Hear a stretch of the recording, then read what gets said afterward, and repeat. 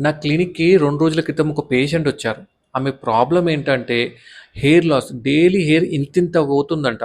ఆమె ఏజ్ ఎంత అంటే 20 ఇయర్స్.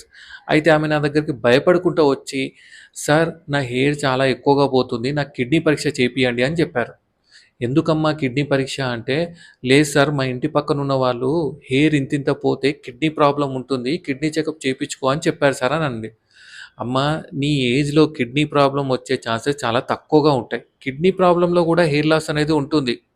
కానీ నీ ఏజ్‌కి అది వచ్చే ఛాన్సెస్ చాలా తక్కువగా ఉంటాయి అని చెప్పినా కూడా, లేదు సార్ నాకు ఎట్లన్నా చేపియండి అంటే, ఆమెకి కిడ్నీ ఫంక్షన్ టెస్ట్ అంతా చేపిచ్చాం.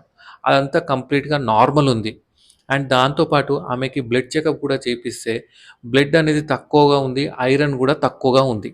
ఈ ఏజ్‌లో నార్మల్‌గా ఐరన్ డెఫిషియన్సీ వల్లనే హెయిర్ లాస్ అనేది ఎక్కువగా ఉంటుంది. సో, చుట్టుపక్కల వాళ్ళు చెప్పే మాటలు ఏమంటారు ఇన్‌స్టాగ్రామ్, యూట్యూబ్‌లో వచ్చే వీడియోస్‌ని చూసి పానిక్ అవ్వకండి. అర్థమైంది గదా! ఒకవేళ మీకు డౌట్స్ ఏమైనా ఉంటే డాక్టర్ తోటి క్లారిఫై చేసుకోండి. Thank you.